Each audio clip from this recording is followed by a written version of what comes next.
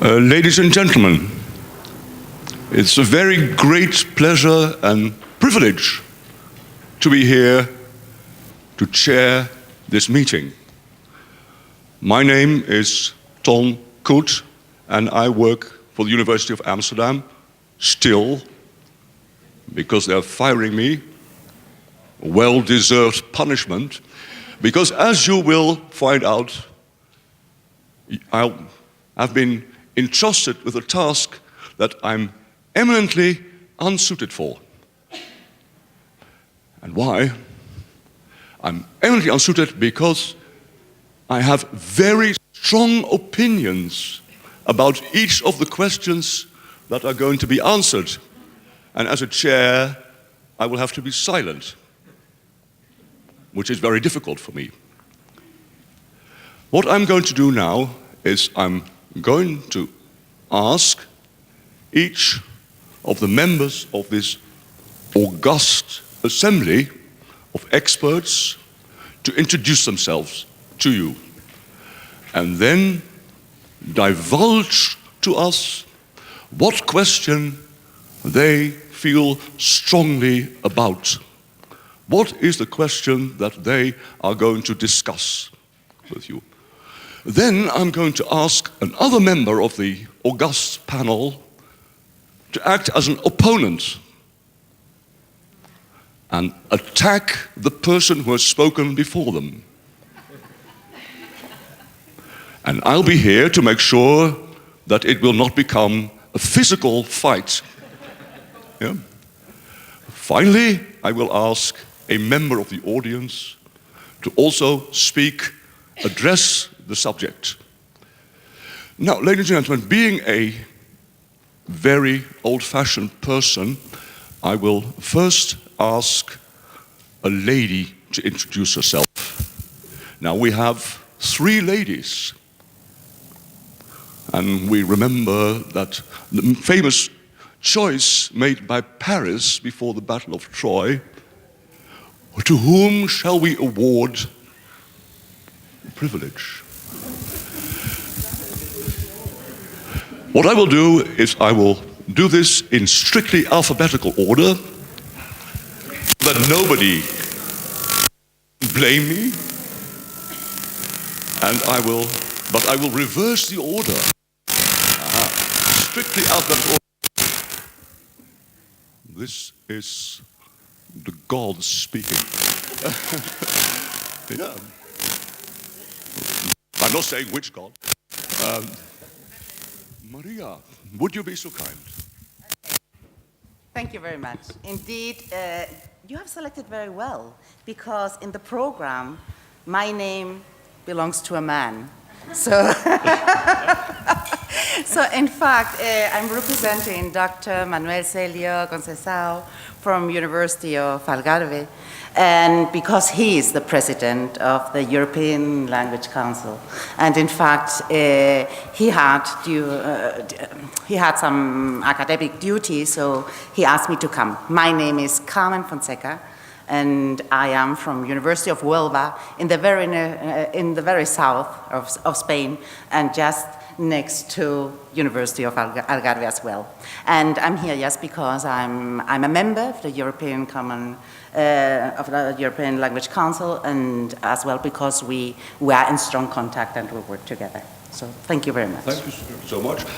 Have you decided on a question that you would like to address? Yes, and I have decided on the question. I'm not going to do right now the future prospects of the common European framework of reference. I'm willing to hear others, so I can perhaps say something against, I don't know.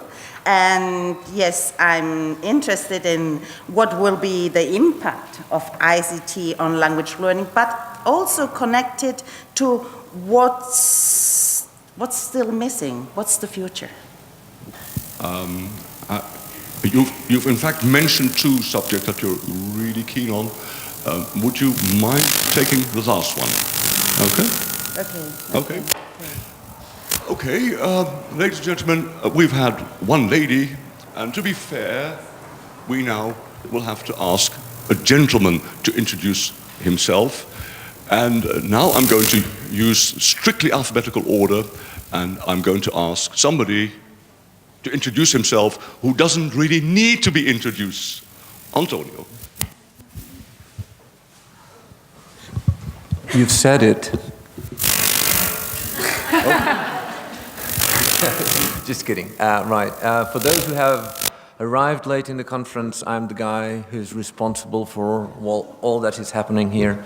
My name is António Lopes. I'm from the University of Algarve, just next to the University of Huelva.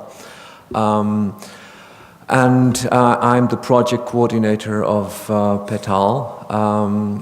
We have had such a wonderful conference here, and one of the things that we decided to set up was a round table. So much to Ton's disappointment, I'm not going to choose any of the questions because it was me who came up with the questions. So. In that case, you could always oppose. Most gladly. Okay, ladies and gentlemen, I would like... Does this make a noise? Yes, it does. I would like another lady to introduce herself, and as I said, it's going to be reversed alphabetical order on first name. Jelena? Thank you so much, and thank you all for being here with us, and I really appreciate this opportunity to be a member of the Petall team. I was in a way involved from the very beginning. Since Serbia entered the project, I've been involved with the activities on the Petall project, and I did get an opportunity to evaluate parts of, or some of the tasks on the project. I am Jelena Filipovic. I come from the University of Belgrade, Faculty of Philology. I officially come from the Department of Iberian Studies, meaning that I started as somebody who's involved with Spanish linguistics, but nowadays I do teacher training for future Spanish teachers, and I'm involved in research in critical social linguistics and language education policies and language policies in general. And in terms of the questions, I would like to discuss the last topic, what still needs to be done. Okay. And I would very much like to be an opponent on the first question regarding the CFR. Okay, so we have two persons who have chosen a question. No? Okay, thank you. Okay, gentlemen, in strictly alphabetical order, so it will be... Is it me? Yes. Okay, thank you. Thank you. My name is Lorenzo, My name is Lorenzo, coming from the University Pablo de la Vida in Seville. Seville is not far from here, so it is a very Southern European conference. Thank you for the invitation, by the way.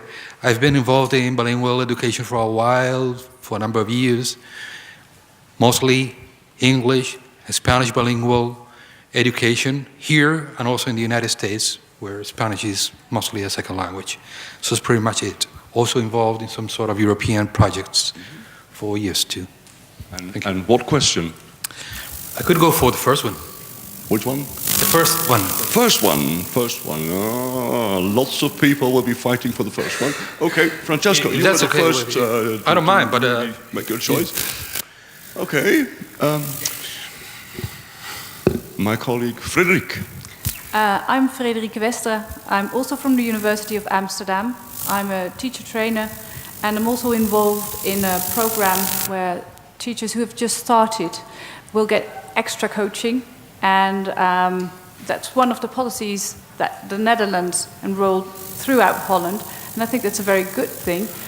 But there's on the list, there's one thing that says, okay, what still needs to be done? What mistakes have governments made?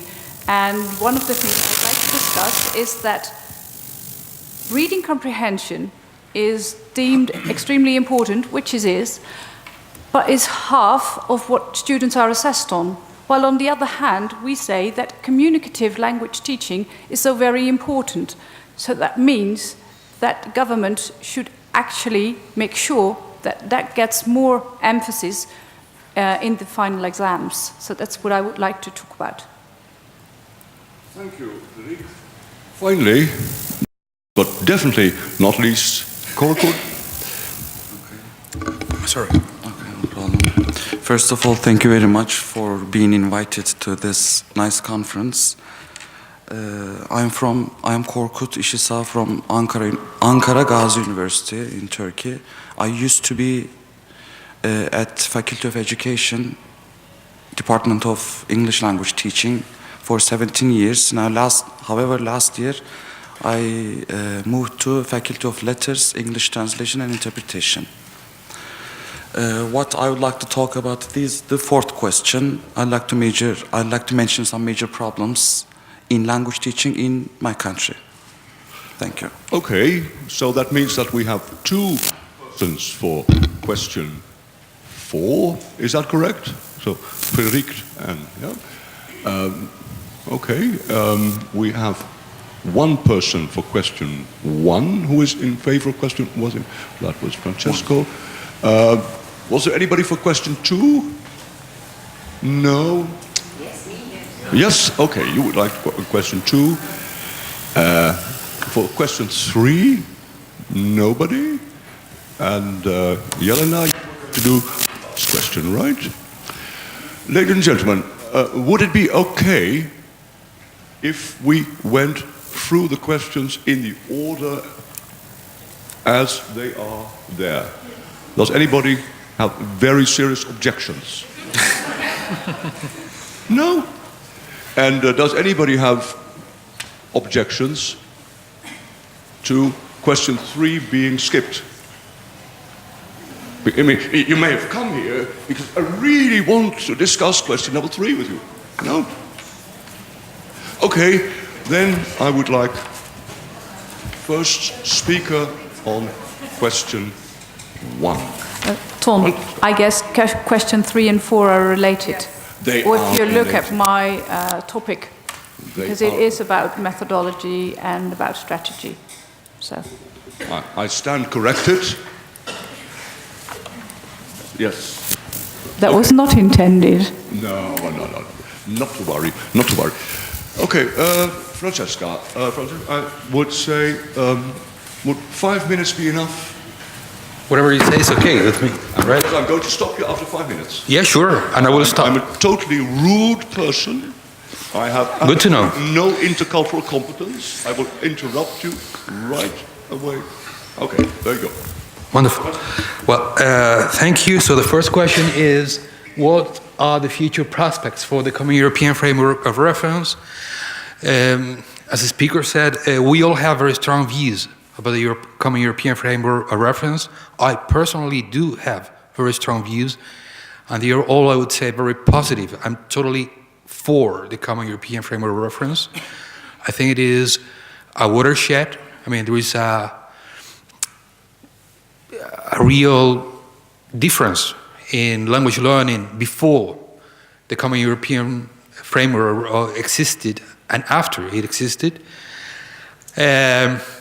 I tend to think of the common European framework as the metrical system of language competence, right? So you can actually measure pretty much like 1 meter, right? We all know how long a meter is. We all know what language competence is now. But before that, we didn't know what language competence was, right? So before the framework, language competence was myth. And now, language competence is logos. I'm using the Greek terminology. So, in the older days, language competence was pretty much fictitious in the sense that many people said, I can't speak the language, but perhaps they didn't know how to speak the language, how to use the language. And now we know for a fact how competent you are. And that includes also leaving out a lot of myths. For example, the native speaker myth, right? Or the illiterate myth too, right? Or the unbalanced skills myth, right? So there are a lot of mythical effects of language competence that have gone forever because of the common European framework of reference. I also think, now speaking of what the prospects, future prospects will be, I think that all interesting things in language policies and in policies in general are happening in Europe now. There's nothing interesting happening in Spain, politically speaking. There's nothing interesting happening in Andalusia, politically speaking. Everything concerning policies, the big decisions, the huge decisions are taking place in Brussels and in Strasbourg. I'm saying this because in Brussels and in Strasbourg, they have this awareness that things have to be standardized, right? So I think the next step for the Common European Framework of Reference is the standardization of what is called languages of schooling, right? I mean, there will be a huge connection between the Common European Framework of Reference and the PISA and PIRLS tests. European policies are reacting very aggressively against the results of PISA and PIRLS all over the states. And there is some sort of connection, there's some sort of link that needs to be down there. So that will be the way forward. That's my expectation. And that would be the right way to go, definitely. What do I mean by languages of schooling? Well, it will take me 1 more minute only, just explain. That means that we have to measure how students and people in general are not bilingual, but are biliterate. So if bilingualism and multilingualism was an issue, I think it is not an issue anymore. Definitely it's not an issue for language politicians, for European policymakers. Now, the issue is more than ever how to get multiliterate, right, and biliterate students. And that means being literate in the language of history, being able to speak the language of science, and coming very close to what we call languages for specific purposes, but not in tertiary education, which is less interesting for me, but in secondary and primary education. And I'm going to stop here because I don't want to take too much time. Thank you so much. Very interesting comments. I am curious to know if any person at the table would like to react. Jelena. I actually applied for it. Thank you. Let me play a devil's advocate here for a minute. I have to say it right off start that I'm a pro-CFR with all my heart. We've been implementing it in my country ever since the first version was published in English in 2001. We use it at the university as a measure of linguistic competencies that our students should achieve at certain levels of university education at the at the Faculty of Philology. We also use it in terms of orienting points in designing curricula for high schools and grade schools that Juliana and I are involved with. So there's no doubt that the CFR is an instrument for a language testing and evaluation and description of student competencies in different areas of language activity and in different types of discourses, meaning in different language domains is an excellent tool. But let me, giving credit to my colleague from the University of Belgrade, our Catalan lecturer, Dr. Pau Bori, who defended his PhD dissertation thesis in December at Pompeu Fabra in Barcelona. Let me just give you what I learned from him. He did a thesis which is a critical review of CFR in terms of neoliberal capitalist policies. How CFR actually works in order to promote specific lifestyles and specific attitudes among the students of different languages. His case study was Catalan as a foreign language and textbooks of Catalan as a foreign language that he researched for his PhD dissertation. And basically, what we have seen in his dissertation, and it will be published by Routledge, I think, sometime next year in English, so it will be available to a larger audience, is that we teach all our students the same values that are middle class, sort of highly educated people who like to travel, who have good housing, who know how to invest money, who know how to change jobs, who know how to survive on the European market as it is nowadays. So language has become sort of a merchandise. It's common goods that needs to be acquired and exchanged for something else. And I find that idea very appealing, and actually my comment to my esteemed colleague is that the fact that everything is done in Brussels and in Strasbourg is actually an issue. That it has to be localized or localized. It has to be taken down to a national, regional, or even local level. It has to be done in much closer cooperation. Everything that involves the future of the CFR and the implementation of the CFR and all the documents that stemmed out of it, including the PETAL project, including the project that I worked on within the same LLP program, which was concerned with the education in Romani for Europe, quality education in Romani for Europe. So I've worked a lot with minority languages, not with foreign languages in terms of European projects, with Judeo-Spanish and Romani. And my point is, and my message is, that we cannot leave it as centralized as it is. We have to provide space from different points of view, from different cultural models to be involved. And I know that in its essence, the CFR does that. I mean, it provides for all of it, but it's not used that way because it's been canonized in a specific way, especially among textbook writers and language teachers. And that is something that we should consider critically and transfer that idea to our future language teachers. Thank you.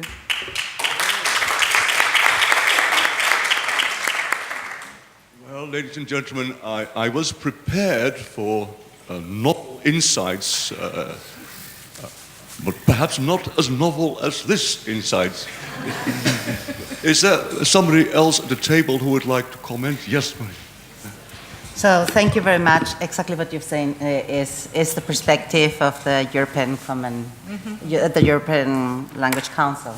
And in fact, it is something I have first to explain a bit what the European Language Council is.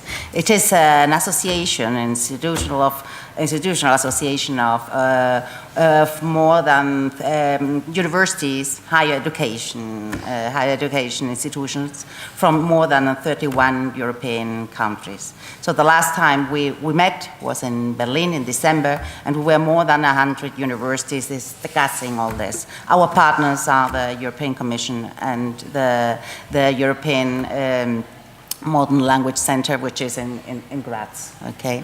So, and we were just discussing all this point, very much to the point you are looking at it, yes, because it was a great achievement. So the Common European Framework, yes, we needed it, and in fact, it has helped us a lot in many different perspectives. But one thing we were discussing is, right, the many, and this is one of the concerns we have, and it is just of our following workshops. We are concerned with languages, technologies, and industries, business.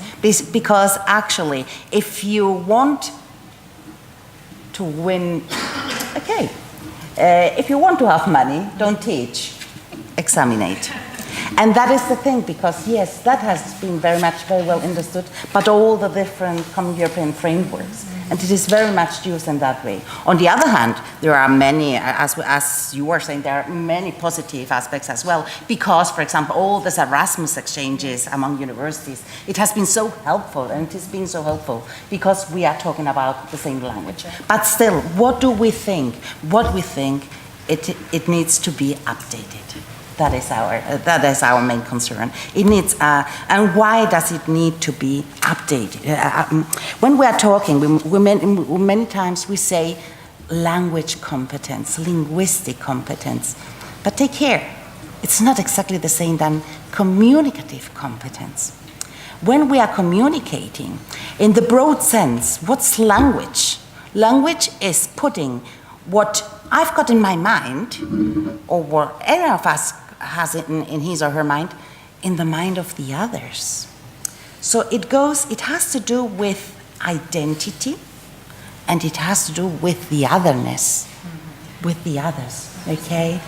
And that comes very much to the connection of what Petall has been working on, intercultural competence, okay? But this intercultural competence has to be, we have to go in, deeper inside it, because what we really need is an intelligent, intercultural, not only leaders, but also survivors. Because what is happening nowadays, okay, is that languages needs to be in the survival kit for all those people, not only to work and to find in the labor market somewhere where to be, but also to survive. All the immigrants, all this globalization, everything what's happening is such a strong thing. And we need to give an answer to that. It's much more than teaching students from middle class to become literate or beliterate, okay? But it's something else. It's something else than that, because when we are talking about intercultural, the intelligent intercultural student, so for example, it's nowadays with globalization, and I have to relate this to the ICTs because it's in the middle of everything. We can use Skype and we can talk at any moment, in any language, with people from anywhere. But when imagine you have to connect with people from Hong Kong and from people from California just to have a Skype meeting. Do you know? So we need to know something else, not only the language. We need to know about timetabling, and how to convince, because one of them, or one of us at least, has to work outside his or her timetable. But the main thing is that we are talking about the suffrage being very ethnocentric and very middle class. But as long as there's a gap between the have-nots and the have-gots, we won't bridge it. So I firmly believe that ICT is a great thing, but it can't solve everything, because not everybody has access to it. No. And especially the groups that you mentioned, the refugees, the immigrants, the people who are working night and day in order to just survive, they don't have access to all these great new technologies, and that's something I think we should be tackling. You're right. Yeah, totally. I agree. I totally agree. No, but it is in the very center, even because of that. Okay, and you're right, because what they are creating in this sense is a huge divide, the huge digital divide, which also needs to be. But when we are talking about communicative competence, are we talking about competent only in language, or is it multi-languaging? Is it also being competent in interpreting images, in interpreting other types of languages, multimodal languages, which we are inside? And that is the thing I wanted to say. So communicative competence is something more than language competence nowadays, because we are using images. For example, the other day, I was teaching my pre-primary students, and they just used a song, and they was showing a song related to show the members of the family. And it's a very simple song that is related to the one which has to do with the 5 little fingers and mother, father, things like that, okay? But in the end, and on the song, you could see wonderful white people, middle-class people, a mother, a father, a neutral baby, a boy and a girl, okay? Perfect family. Yeah, the perfect family. And that is what pre-primary students were learning. We're learning, and you are unconscious about that. So awareness, you were totally unconscious. But nowadays, due to social changes, is that what we need to use in the language classroom, or it's something else needs to be done? Okay, so this is also something that needs to be started with. Yeah, you're right. Okay, thank you very much. Before we continue, can I just ask if everybody, also at the back of the room, understands everything? Are you all comfortable? I mean, comfortable in the sense of being able to hear what is being said? Okay, then I will ask one member of the panel, perhaps Korbut, would you like to comment on what's being said? Me? Yes? Yeah, sure. Thank you. I'm very concerned with what our colleague from Belgrade said. Belgrade, yes. Yeah, because the framework is a tool, and tools are not ideological. I mean, yes. I mean, yeah, the framework is a hammer. It's a hammer. It's like a tool. What you use a hammer for is ideological, but a hammer itself is not ideological. You can use a hammer to put a nail in a coffin, which is a good thing to do, I guess. Or you can use a hammer to hit somebody's head, right? So it is not I mean, tools, I think, are not ideological. So that's what, and also when you talk about the framework, you have a lot of empirical, and that's I think a key word here, a lot of empirical support for it, which, by the way, was not nationalistic in a European way, because most of the empirical work was done by Canadians and by people from Switzerland, who are not typical European, or not coming from the European Union. Well, they do have 4 languages they speak No, but I mean, it's in not that one country. I'm sure you know what I mean. It's not I a know country what of you the mean. European Union. But that's a personal view, right? And there's also another thing.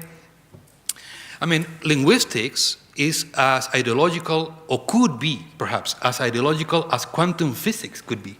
It always is. Both No, are. it could be. They both It are, could be, always. yeah. No, quantum physics, I mean, when you're talking about neutrons and protons, what do you use No, neutrons? quantum physics is very Well, ideological. I mean, when you're If you talking talk about... about Ilya Prigogine and the dissipative structures and the complexity theory, No, it no, is no, all no, very no, no. ideological. It challenges when you're talking- the notion when you're of talking about European and empirical- Eurocentric science in general. I'm sorry, everything is ideological. Ladies and gentlemen, I'm happy. I must No, not everything is ideological. The only thing is that... one at a time. Yeah. No, the only thing is that obviously there are people out there who want to be decision makers. Right. If you have an international tool, yeah, that the Chinese want to use, that the Arabic want to use, there's no reason for people of the local elites, call it this region, that region, or that region over there, to make decisions about language competence. I think it is a beautiful idea, yeah, but not all beautiful ideas are true. And I think this is very untrue. But But I guess everybody's heard about the hidden curriculum. So it is there. yeah, but the Even framework if is you not don't a want to see curriculum. it. I mean, the framework is telling you that they're not advocating for a methodology or a syllabus or a curriculum. It's just a tool. It's a measure tape. How can a measure tape be ideological? Pardon me? Okay, ladies It is and gentlemen. cultural. Yes. Exactly. Inches versus... Of course. Yes. Okay. If I may interrupt you for Sorry, a moment. but a meter is an ideological construct. Really? A meter, a liter, kilometer, they're all ideological constructs. When we never came across... I don't think so. But I'm happy to be the bad guy, you know? I'm happy with that. So I don't care. Okay, ladies and gentlemen, I think we should allow the members of the panel to become a bit quieter now and relax before we get any accidents. I would like to turn this over to the audience now, if that is okay with you. Yes. Are there Yeah, any we members promise of we the won't come to audience who blows. would like, if you raise your hand, and I'll bring you the microphone. First person, okay. So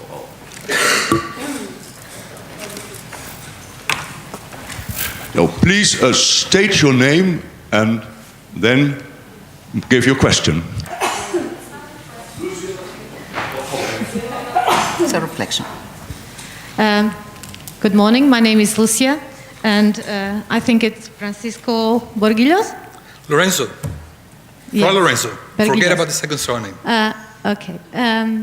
I do agree with you that we need the European framework and other European tools to work, especially when we are dealing with European programs. Because when we apply for an European project, we do have to speak the same language. And if we don't have those documents, we don't know if we are or not speaking the same language. right? So this afternoon, we are going to show you in our presentation how those tools are important in order to go locally, as Jelena said, and use those tools with basic school level students and put the tools into practice. So that's what I wanted to say.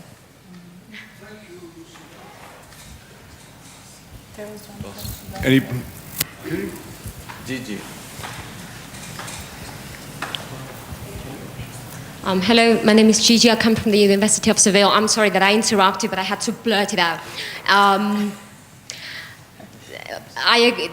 This is just to say the same again. A tool is ideological. Scissors are tools, and they are made for right-handed people. Left-handed people can't really cut very well with scissors, for example. A meter is ideological because it's cultural, and we have different measurements, different types, different ways of measuring things in different cultures. So a tool is like anything else ideological, and believing that it is not ideological is an ideological position in itself, which is the dominant one. Thank you. Other comments?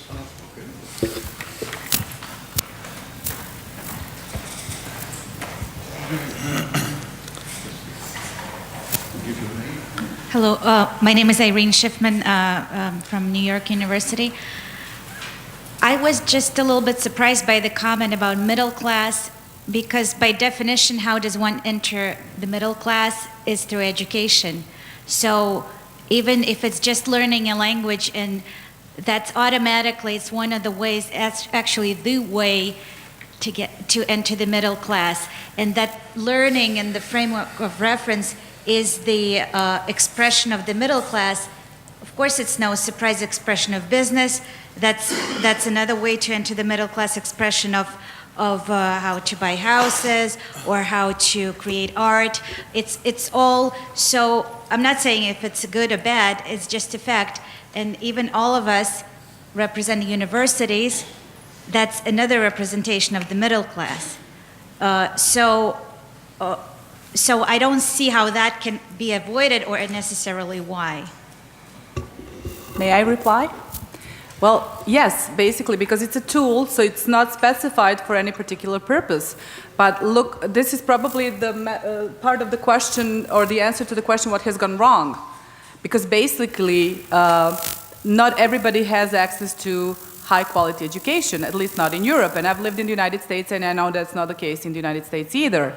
So, right offhand, you're from the very beginning, you are creating what Federica called the Great Divide, or Marie Carmen, because that's what's happened.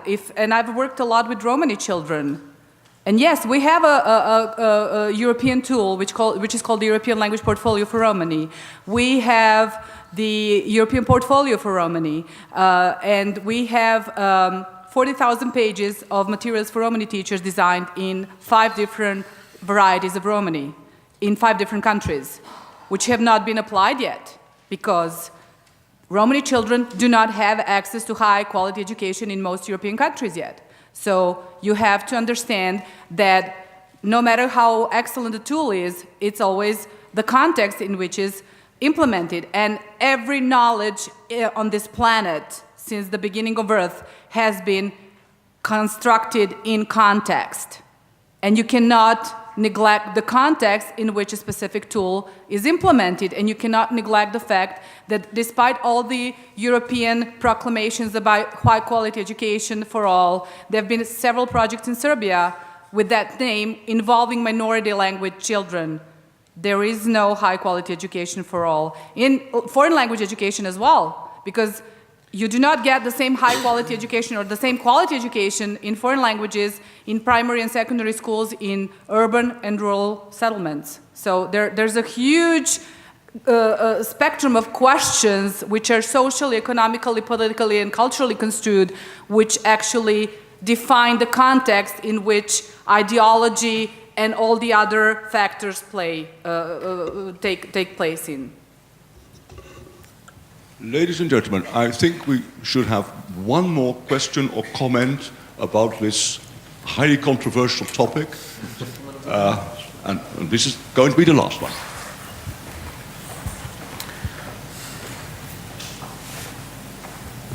I'm David. I'm a bit surprised. It's very interesting to have such a political discussion about the CFR. When I first saw the question, I didn't think it would go that way. Just a couple of remarks. I think maybe I do believe that tools are political, and I think the choice of the hammer, to me, it brings back memories of flags where you had the hammer, and it's difficult to think they're not ideological. And also coming back to the point about languages being middle class. I mean, if you look at migrants, if you think of many minorities, you have a lot of multilingual people, and it doesn't make them middle class. So I think it's a problem of education. I mean, languages is part of it, but as you were saying, I think it's all about education, not just languages. There were really remarks I wanted to make. I mean, if we had had time for another question, I would have taken it from a different angle. More practical, maybe, so I'm moving away from the political sphere here. It would have been about the CFR and how it is understood and used by teachers. I mean, I still believe that a lot of teachers who have very different interpretation about the CFR, and I think there's actually still a lot of work to be done on this. I mean, Equals, I've produced some very good guides for French and English, and I think that's made it eventually, intelligible to a lot of teachers. And so maybe again it's a bit of a middle class or a very elitist thing that the CFR is a very thick document. It's very well thought through. It's very useful. It is a framework, but I think there's maybe a problem of accessibility to it still nowadays. That's what I wanted to say. Thank you. Thank you. Okay, ladies and gentlemen, what I suggest that we do now is there are two persons at the table who have not shared their comments with us yet. And look at the gender of these persons. I would like to have one of these people to address the subject that he is particularly interested in. Okay, I'm interested in the fourth topic, and I'll like to mention some major problems in Turkey, in my country especially, on foreign language teaching and learning. And I'd like to give you some basic findings of these researches that were carried out in Turkey. First of all, based on some researches, first of all, the lack of well-trained teachers is a big problem in Turkey, and the limitation of technological utilities, or some too few computers, insufficient software, and insufficient number of in-service training courses for teachers. And also we can also talk about the perceptions of people on foreign language learning. The first one is the lack of realistic objectives, and the second one is to spend much time on grammar teaching rather than on other language skills. And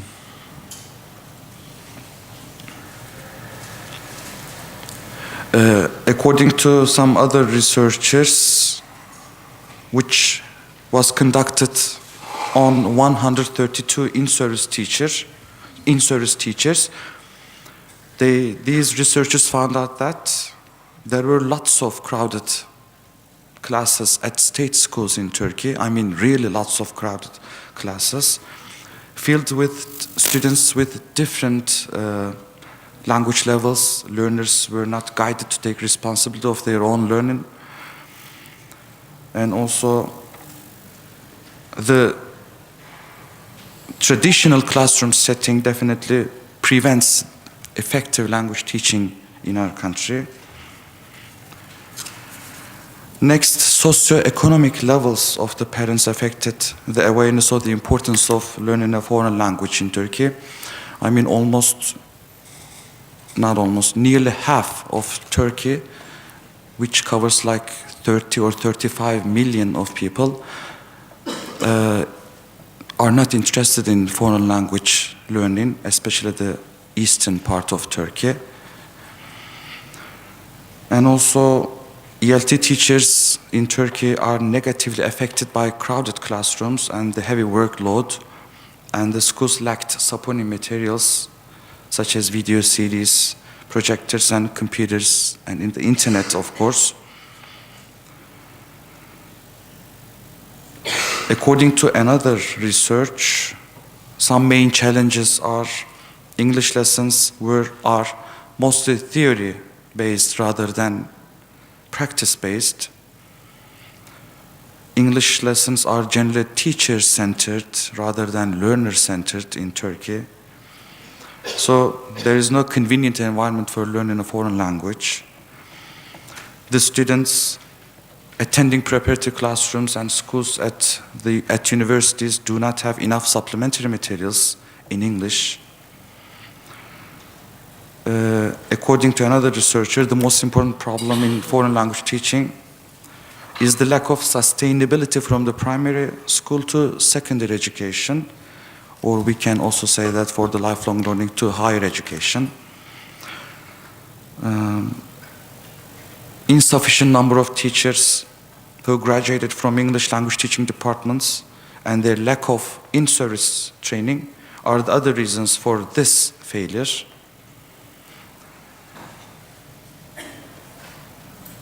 And also the technology, of course. We have huge problems concerning with the integration of technology into the classroom because most of our, let's say, high school teachers or the secondary school teachers do not have enough knowledge about ICT, especially. Especially the ones who are old do not have enough knowledge about integrating ICT into their language classes. Yes. And also the teacher training programs do not give enough education about the computer software programs in our education faculties. And there are some deficiencies in the technical equipment of schools to integrate computers into the teaching environment. And these are the major problems mentioned in Turkey. Thank you. Thank you very much. I would like to see if any of the members of the panel would like to ask a question or give a comment or add something. Well, I'd like to know which of the things you mentioned is probably the biggest problem of all. So what should be addressed first? The integration of ICT into foreign language teaching. Definitely our teachers are, let's say, future teachers that are having education and education faculties should have enough classes to cover this failure. I mean, ICT, using ICT in foreign language teaching should be covered in our education faculties. I think this is the biggest problem. Will that help the learners if there isn't a sufficient number of devices at the schools they're going to teach? First of all, let's have the teachers enough knowledge about this, and we will wait for the country or the government to put enough equipment to state schools, which is a utopic thought, I guess, in Turkey. Okay, so the teacher training programs need to be ameliorated. Yes, definitely. And who decides that? Who can actually implement those ideas? The Minister of Education. And do you have influence there? A little bit. Okay, well. I'm trying to. I'm trying to influence it.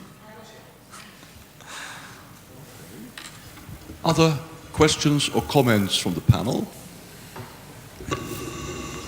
Well, I think that Korbut's contribution here has been quite relevant in this discussion because it shows that our European-centered perspective must be decentered, and Korbut's picture of what is going on in Turkey helps us realize how we like to complain a lot, but how fortunate we are to be working probably not under the best conditions in the world, but definitely much better than in many other countries.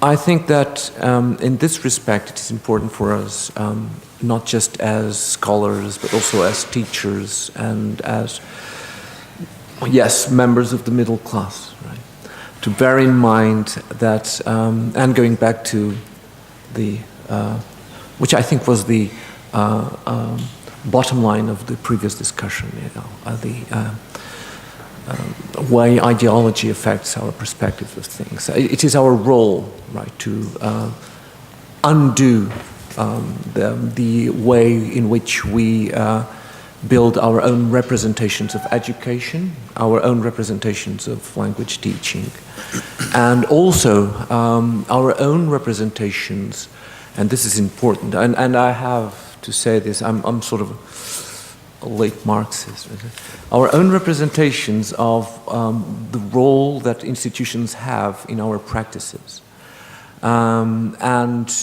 Definitely, I know that Atatürk is still a controversial figure here in Europe, but I also noticed that when I visited Ankara several years ago, he is still considered, so to speak, the father of the nation in many respects. And nowadays, I don't know what Korkut's political inclinations are.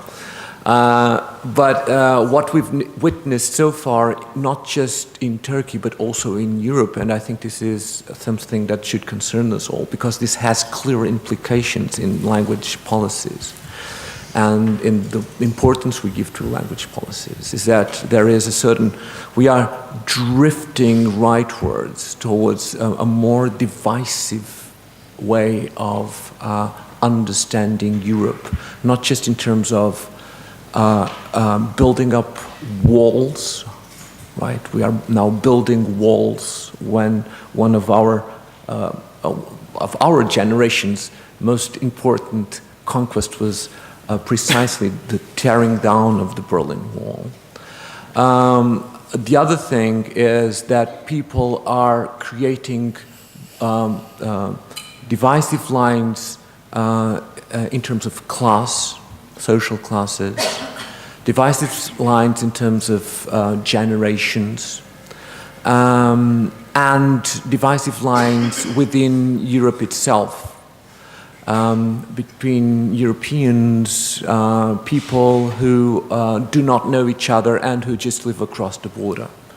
Now, I have to say that as a Portuguese, this project and previous projects have given me the opportunity not just to visit other countries, but, and I think this has been wonderful, to know Spain better, and to know exactly what are the things that link us more, rather than the things that separate us. Of course, that there are differences in terms of the way we view language teaching, but there are also a lot of common things in which we base our work. In fact, we have been working together in many research projects, and there is indeed a common framework, or I would say a common frame of mind, right, that helps us understand each other better. Just going back to the concept of common framework, I find it interesting that in Spain the word framework is called marco. And the word marco brings me back to Derrida's concept of mark. Mark as the very beginning of writing. And as opposed to what we tend to think that writing is about communication, Derrida said that mark is about a form of affirmation of our existence that is supposed to last after we die. So it's a form, and to use one of Tom's most brilliant concepts in one of our meetings, it's a form of afterlife. And it doesn't mean that it has, so the role is not so much to ensure that we are actually communicating, but to ensure that we are there, that we exist. And so the risk of the mark being, or marco being, or the framework being something that is supposed to last forever is something that we have to untie, so to speak. In fact, I would even dare say that instead of having the next common European framework of reference, for languages. We could probably have the communicative European framework of reference, so as to encompass other communicative competences that we should all foster. And I think that the worst thing is, well, I'm a teacher of language. Everybody here teaches languages or is somehow related to the teaching of language. And I remember one day when someone told me that, well, language is quintessential to our thoughts. We cannot think without language.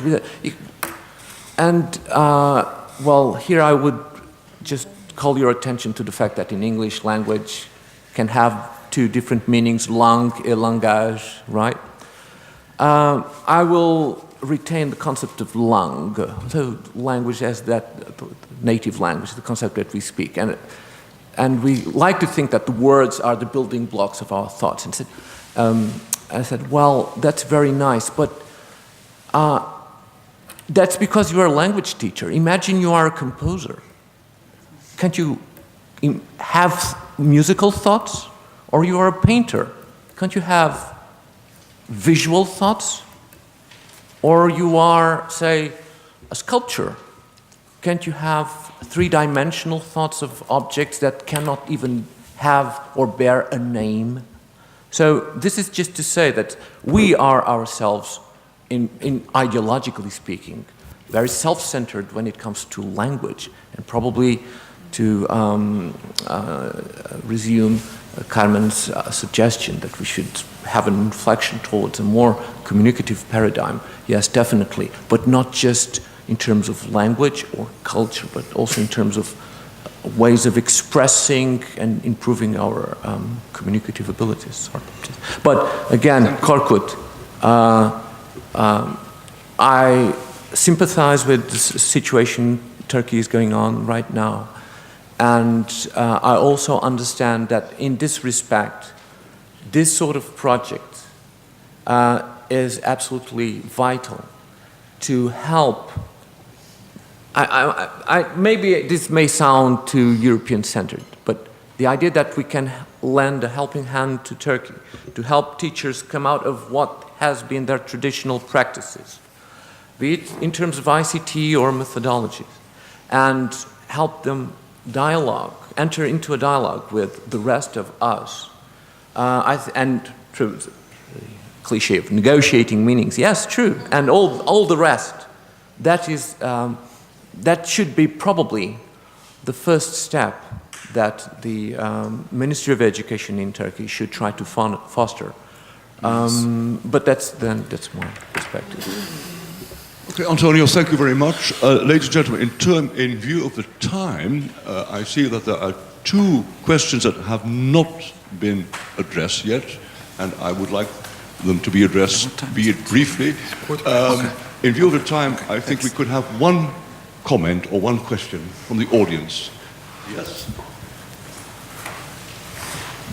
Thank you. Coming back to what Korbut said about Turkey, I can partly identify with that because I was born in the Soviet Union, grew up in Russia, receiving post-Soviet education, and it's a bit of a conflict when you. I'm living and working in Spain at the moment. It's a bit of a conflict when, on the one hand, you get all the values through media that come from Europe. On the other hand, you have reality when you don't have resources and you don't have an opportunity, and you do have big classes with mixed levels, and it is a problem. How do you achieve those results? And the thing is, you can talk for a long time about funding, about changing policies. It is a long process, but there are things that can be done. And I think, you know, if you talk about teacher training, there are definitely implications that can be done here and now. And first of all, it can be addressing mixed level classes. It's a very basic skill for a teacher, but it is very important. It should be highlighted.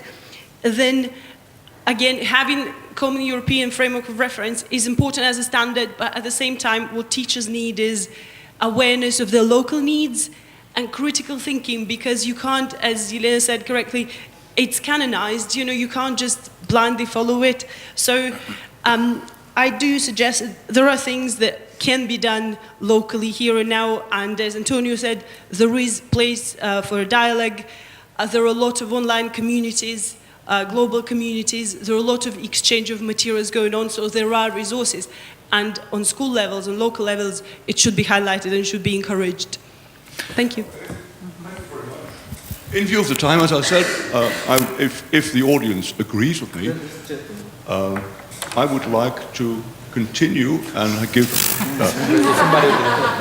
10 minutes in a moment per question. If that's okay. So we this last question, no, I mean, not for your comment. 10 minutes per question that has not been addressed. Just a comment. Mario Pacha from University of Malta. I am all in favor of ICT and language learning, but we have to be careful. ICT will not solve all our problems. And we have to be careful of the danger that very often we are so taken up with this idea of including ICT that we forget our students. And we should be more in favor of student-centered lessons and pedagogy than IT-centered pedagogy.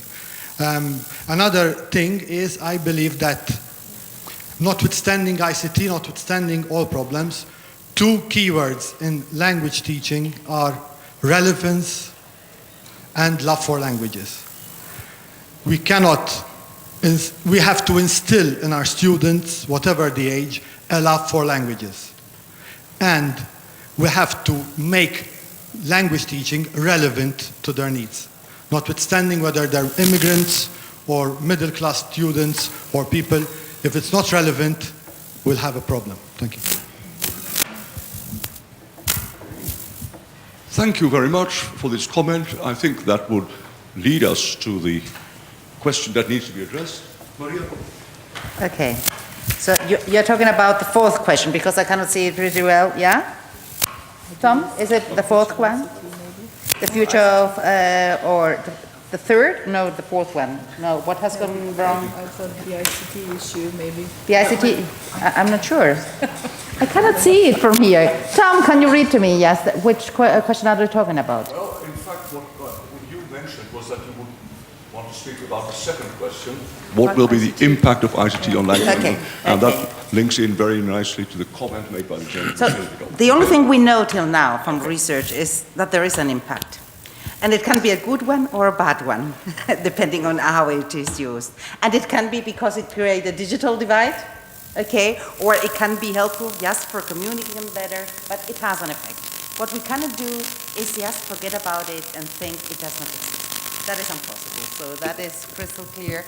But when we are talking about all this, it is a nice way, obviously, as you have defined, as you have been telling, yes, to include all these ICT activities if our students become prosumers afterwards. I mean, if students can interactively, if they can produce, if they follow the Vygotskian's idea in another way, but it is about ICTs. It is much more than that, because if they, it is about in language learning, and I think it's that's what we are saying different ways, in that it has to do with identity. It has to do with beliefs, because we do we react and act and speak according to our beliefs.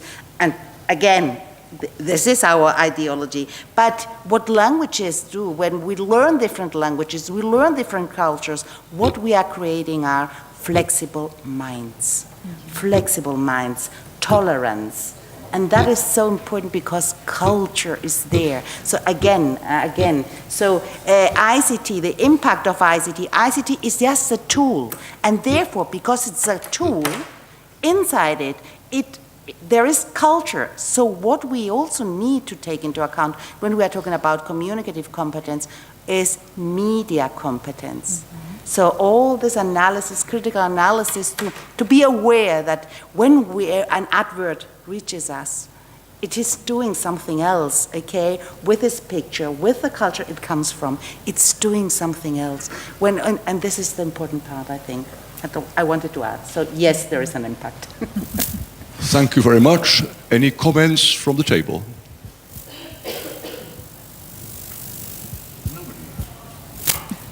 Well, perhaps. I just wanted to link up this idea of communicative competence, right? Because I'm getting back because the issue is coming up and time and again with the Common European Framework. So why not revisiting the issue, right? So I'm linking it up with this idea. I think that, communicative competence exists only or has existed or is totally recognized in the Common European Framework. But before that, we didn't have actually any kind of, as I said, tool to cover that. So in a way, I think we should all, because there were comments to the marco, to the framework as some sort of straitjacket. I don't feel it that way. I think the framework is quite open about what it can do and what it cannot do. For example, the whole conception of language it has. I mean, it has a very broad-minded concept of language, and you can measure from an allophone, which is the smallest unit in language, to a genre, which is something really cultural in a way. So it covers the whole thing. And I think it also helps to liberate education in a way. And perhaps this is another issue I wanted to bring up. How we should liberate language education. Because there was, before the framework, there was this concept of grammar competence. Now, grammar competence doesn't exist anymore. It's not something not even considered, right? Or for examples, the fact that errors are not really important, right? Or are mildly important only, or the whole issue of pragmatics in languages.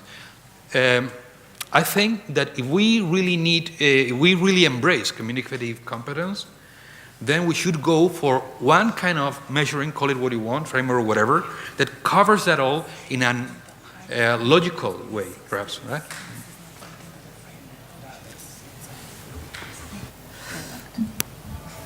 Other comments or questions? Nobody. Well, the thing is, you mentioned that, of course, no, I can always say something. You mentioned that grammar competence is gone. Well, when I visit my trainees, I see a lot of grammar teaching still going on. So Europe believes in communicative language teaching, but doesn't mean that it's been implemented everywhere. And I still think that's a cause of concern, that we should...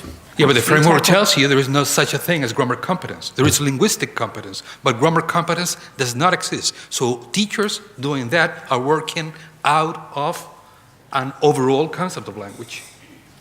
True, but so you still see a lot of grammar teaching going on. Yeah, there is a lot of grammar teaching going on, and what they're telling you with the framework, right, that is incompatible with a proper conception of language competence.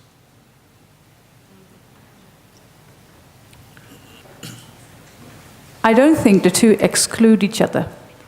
If you want to reach a higher CEFR level, you will reach a higher linguistic competence and will make fewer errors, even though you're not supposed to call them that, because they help you learn.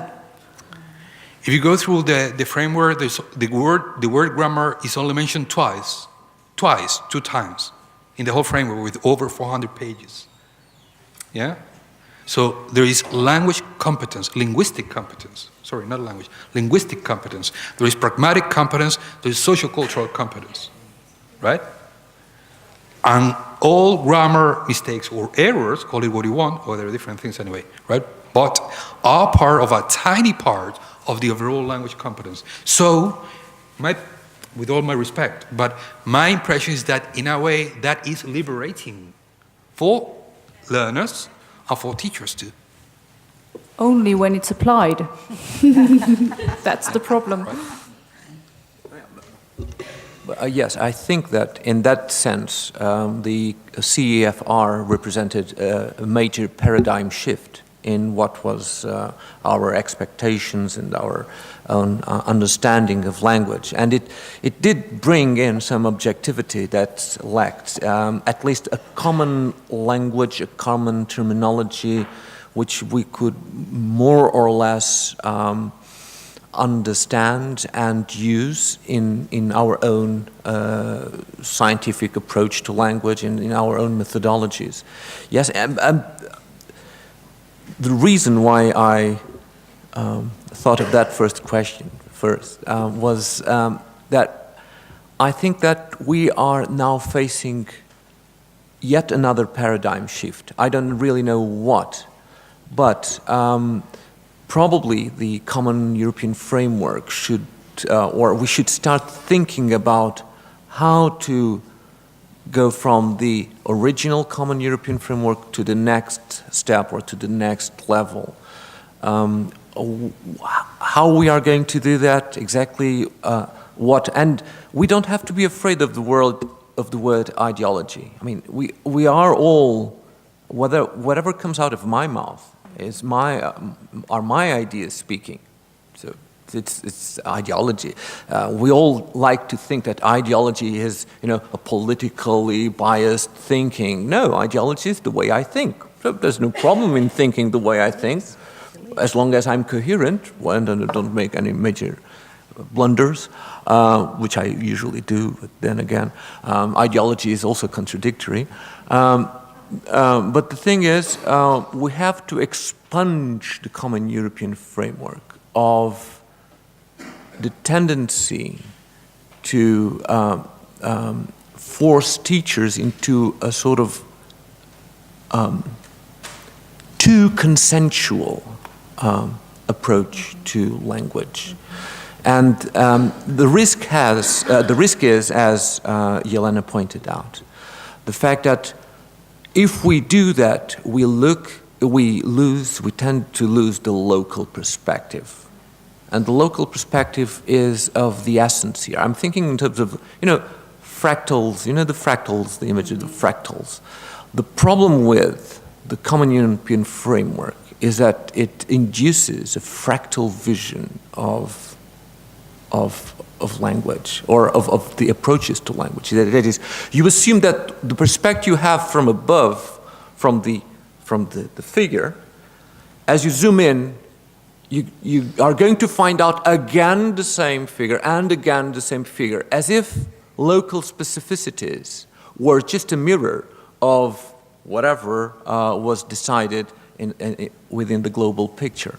And I think that in this sense, the next step, I'm sorry for going back to the first question, I think that the next step should be, in terms of evolution of the CEFR, should be to help teachers not just be critical, but be, I wouldn't say proud, I would say aware, empowered, and feel empowered without being ashamed of going against the strictures of whatever Europe says. Feel empowered to adjust that tool, which can be served as a hammer, and I think of Pink Floyd, the wall, the film, two hammers walking. It can be used either to nail a coffin, or to go back to my favorite art, music. Pianos, you can't have a piano without a hammer, at least an acoustic piano. A piano is made of, Beethoven Sonata Hammerklavier, it has the name of a hammer, but it's a wonderful sonata, it's full of passion. You can do art with hammers.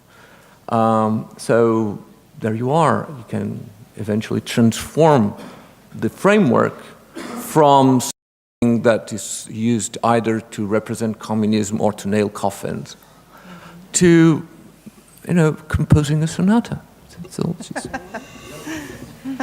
if you allow me to share some of my really, really strong sort of epistemological ideology, I completely agree with Antonio. Of course, all we do in life is ideological. We create our worldviews based on the life we're exposed to, and you can call it ideology, you can call it worldview, you can call it attitudes and beliefs. It depends on who you're siding with in those terminological debates, but basically that's what it is. And I would also like to add that I strongly believe in bottom-up language education policy and language policy in general, which is sort of what António has talked about. What CFR has done is top-down. It goes from one center and it looks into this ideal map of Europe with the fractal images of itself projected everywhere. But basically, bottom-up language policy and language education policy allows for local intervention and local activity. But in order to get any type of applicable or even heard of bottom-up language education policy, you have to train teachers. You have to empower them by giving them the possibility to learn about critical pedagogy, about giving them the opportunity to develop critical thinking, to be able to be constructive in their way of understanding the context of the teaching in their local environments, and to be able to be powerful enough or brave enough to share their thoughts and ideas with the relevant authorities. And we've tried that back home, because at the beginning I said that I'm doing teacher training for future Spanish teachers. Well, basically we have an MA program which is obligatory for all foreign language teachers, which is done through our faculty. And I teach critical sociolinguistics, which is based on sociolinguistics of education, to my future language teachers, and not only of Spanish, they come from all different departments. So we do discuss different power issues, different social relationships, the question of ethnicity, and the ways that these things can be taken into consideration when you enter a classroom. And I've done research, I've done empirical research, like a follow-up with my MA graduates who have entered the educational system. And they have all said, there were like 12 of them who did their MA thesis on language education policies and critical review of language education policies in Serbia and in other parts of Europe.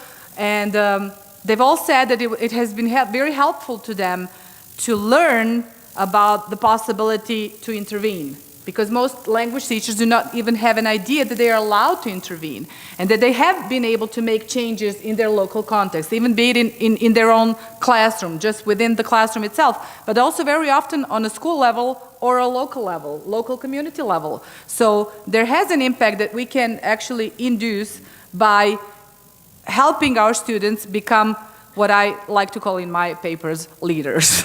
Thank you. Okay, ladies and gentlemen, I think there is time for one more question or comment. I'm from the United States, Minnesota, sitting in the University of Minnesota. And right now we're talking about, there's a new policy in Minnesota where teachers are being trained to help students draw upon their home languages, not only to sustain them, but to mediate learning of English. I'm wondering if there's any language in the Common European Framework encouraging teachers to draw upon home languages to learn other languages, to sustain a very additive approach rather than subtractive. Would one of the members of the panel like to get back?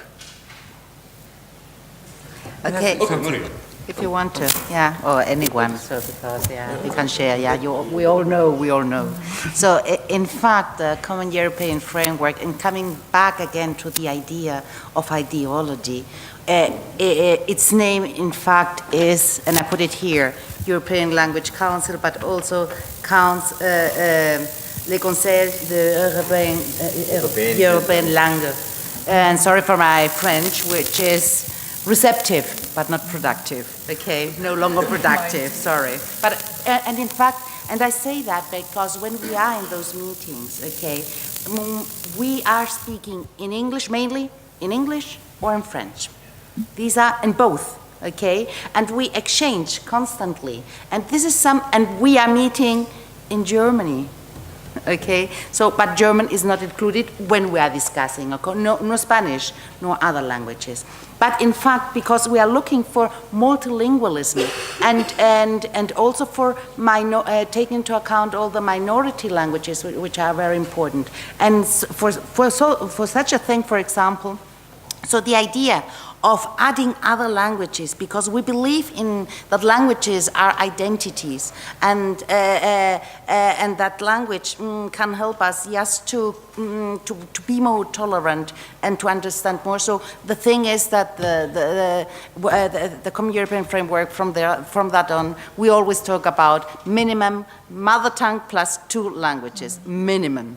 Okay. Yeah, but there's no can-do statement about. It's not true. There's no can-do. Okay, that is just a general thing, because actually, then it's not true. It's not what is happening, as our Korbut has said before, and as it is happening in many other European places, and we know, okay, and there are diversity, as in everywhere, is just the idea. So I think you all can add or help me to Well, the thing is, I think you were asking about a very concrete example. Is there something in the European framework that says, okay, if you know one language, then the next language is easier to learn?